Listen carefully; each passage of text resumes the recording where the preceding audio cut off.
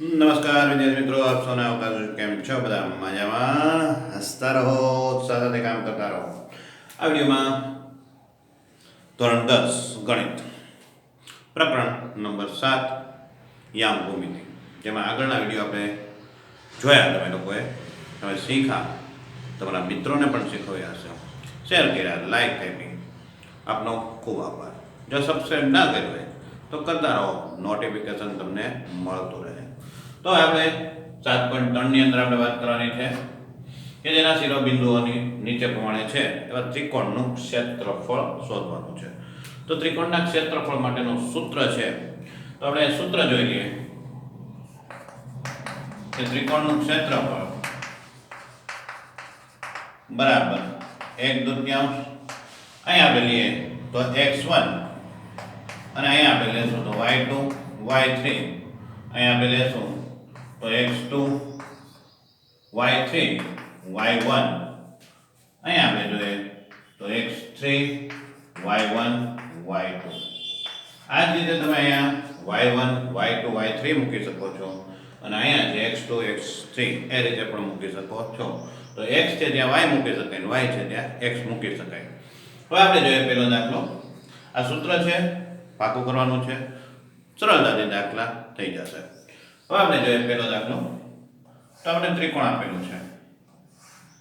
આ ત્રિકોણની અંદર a બિંદુ છે 2 3, b બિંદુ છે -1 0, c બિંદુ છે 2 4. હવે આપણે અહીંયા જોઈએ તો પહેલું બિંદુ છે એની માટે આપણે x1 y1 કહીએ, બીજા માટે x2 y2 કહીએ અને ત્રીજા માટે x3 y3 કહીએ. સૂત્રની અંદર આપણે કિંમત મૂકીએ. 1/2. x1 ની કિંમત છે 2, x2 ની કિંમત છે -1 અને x3 ની કિંમત છે એ આપણી પાસે 2 છે. હવે આપણે y ની કિંમત મૂકીએ. તો પહેલી કિંમત છે y2 0, y3 છે એ માઇનસ અહીંયા પ્લસ થઈ જશે 4. અહીંયા આવે તો y3 ની કિંમત છે -4 અને 1 ની કિંમત છે 3. y1 ની કિંમત છે 3 અને આની કિંમત છે 0. તો 3 0. હવે આપણે જોઈએ 1/2. પેલા સાદુરૂપ આપીએ કૌંસની અંદરનું તો 0 -1, આ બેનો સરવાળો થશે -7. અહીંયા આવીએ તો 3 થશે. કિંમત મૂકીએ. જો મિત્રો હકીકતમાં આ જે કૌંસ આપેલો છે, મોટો કૌંસ, ત્યાં માનાંક હોય તો ઘણી વખત કિંમત માઇનસમાં આવતી હોય તો તે પ્લસ થઈ જાય. એટલે આ જે છે મોટો કૌંસ આપેલો છે, વાસ્તવમાં ત્યાં તમારે માનાંક લખવું જોઈએ, જેથી કરીને કિંમત છે આપને અઋણ સંખ્યા મળે, એટલે કે શૂન્ય હોય અથવા ધન હોય. હવે આપણે અહીંયા જોઈએ તો 2 ચોક 8. અહીંયા આપણે જોઈએ 7 એકા 7 અને 3 દૂને 6. અહીંયા આપણે જોઈએ તો 8 ને 7 15, 15 ને 6 21. તો આપણે જે મૂલ્ય મળે છે 21/2 ચોરસ એકમ. તો આ આપણે પહેલા દાખલા માટે કિંમત પ્રાપ્ત થાય છે. તો બીજા દાખલા માટે આપણે કિંમત જોઈએ મિત્રો.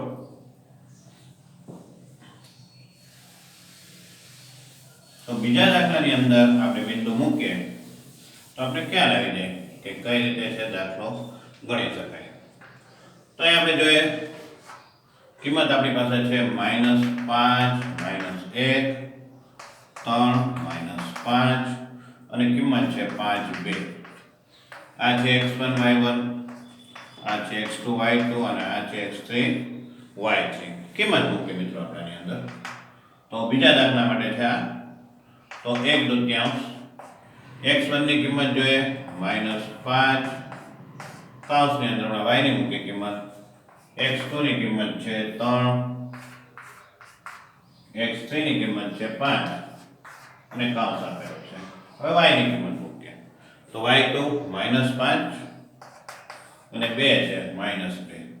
-2 તો આપણે 2 લખશું, અહીંયા માઈનસ હતું તો કે પ્લસ નો છે માઈનસ ને -1 માઈનસ પ્લસ -1 અને આપણે કિંમત આપી છે -5, તો માઇનસ માઇનસ +5 થશે.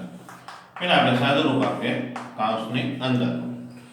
તો આ -5 એમનો સાદું રૂપ આપીએ -7, 3, અહીંયા 3 થશે, અહીંયા 5, અહીંયા થશે 4. હવે સાદું રૂપ આપી દઈએ, ગુણાકાર લઈ લઈએ.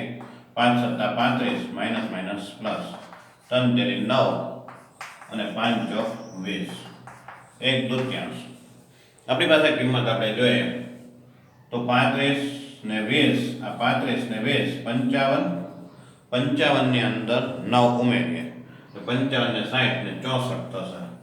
તો 64 ના અડધા કરીએ તો આપણે 32 મળશે. ચોરસ એકમ. તો આ રીતે છે. જો સૂત્ર આવડશે તો દાખલા ખૂબ સરળ છે. આગળનો દાખલો જોઈએ. બીજો દાખલો જોઈએ મિત્રો. તો તેમાં કીધું છે નીચે આપેલ બિંદુઓ સમરેખ છે. જો સમરેખ હોય તો ત્રિકોણનું ક્ષેત્રફળ છે 0 થાય. શું કામ? કારણ કે ત્રિકોણ ક્યારે રચાય? તો કે સમતલ છે કોઈ, એના 3 અસમરેખ બિંદુ હોય તો એનીથી રચાતું બંધ અર્ધતલ. આ રીતના આપણે 3 અસમરેખ બિંદુ લઈએ તો ત્રિકોણ રચાવાની શક્યતા રહે. જો સમરેખ હોય તો કઈ ત્રિકોણ રચાય નહીં. એટલે ક્ષેત્રફળ કેટલું લેવાનું છે? 0. સૂત્ર તેને તે જ મૂકવાનું છે. અહીં આપણે જોઈએ તો સૂત્ર મુજબ આપણે પહેલા અહીંયા કિંમત મૂકી દઈએ. x1 છે, y1 છે, x2 છે, y2 છે, x3 છે, y3 છે. આપણે કિંમત મૂકીએ. સૂત્ર મુજબ જાય તો અહીં લખવાનું છે સમરેખ બિંદુઓ હોવાથી શું થશે? તો કે ત્રિકોણનું ક્ષેત્રફળ 0 થાય. આપણે કિંમત મૂકીએ. અહીં આપણે લખીએ ત્રિકોણ ABC નું ક્ષેત્રફળ બરાબર 1/2 x1 2 3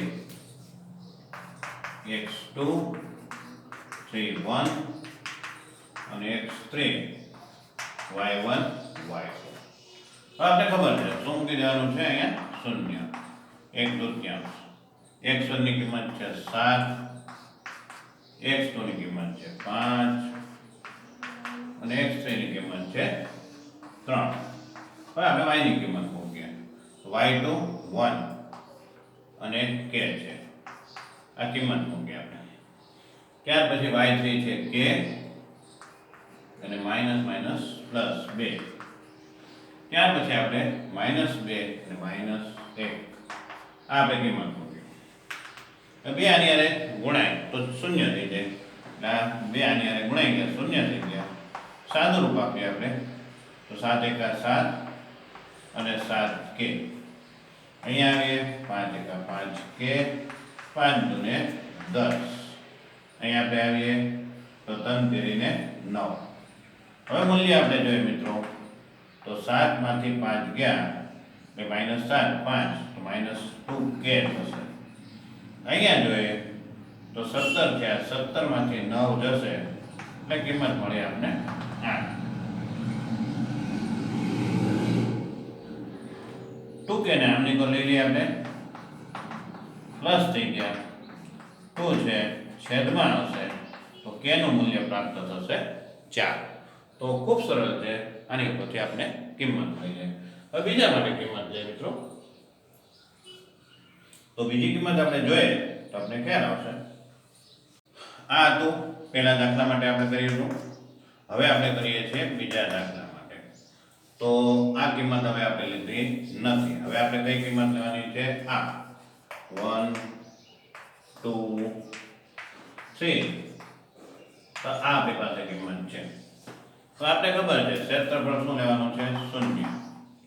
આપણે કિંમત લઈએ અહીંયા તો x1 ની કિંમત છે 8, k આની કિંમત છે 2. આપણે x1 2 અને 3 ની કિંમત લઈ લીધી. x1 x2 અને x3 ની કિંમત આપણે લઈ લીધી. પણ આપણે y2 તો -4, y3 માઈનસ છે માઈનસ માઈનસ પ્લસ 5 થઈ ગયા. y3 ની કિંમત -5 અને y1 ની કિંમત છે -1. અહીંયા આવીએ તો એક કિંમત છે અને માઈનસ માઈનસ પ્લસ 4 થઈ જશે. બે આની આને ગુણાઈ ગયા 0 થઈ ગયું. અહીંયા 8 છે, સાદુરૂપ આપી દઈએ, 1 થઈ ગયું. અહીંયા આપણે કિંમત આપીએ તો -6 થયા. અહીંયા કિંમત આપીએ તો 5 છે. આ બધાની કિંમત આપી દીધી. સાદુરૂપ આપીએ 8 એક 8, 6k અને 5 દૂને 10. 6k આપણે આમ નીકળી લઈએ તો 10 ને 8 18 થશે. 18 ના છેદમાં 6 થશે તો 6 તેરીને 18. તો k ની કિંમત છે આપણે 2 પ્રાપ્ત થાય છે. તો સૂત્ર જો આવડશે મિત્રો તો કિંમત સરળતાથી પ્રાપ્ત થઈ શકશે. તો ખૂબ સરળ છે મિત્રો. સૂત્ર ભાગો કરો અને એ પ્રમાણે દાખલા ગણતો ખૂબ સરળ છે. બસ હસતા રહો અને ઉત્સાહ સાથે કામ કરો.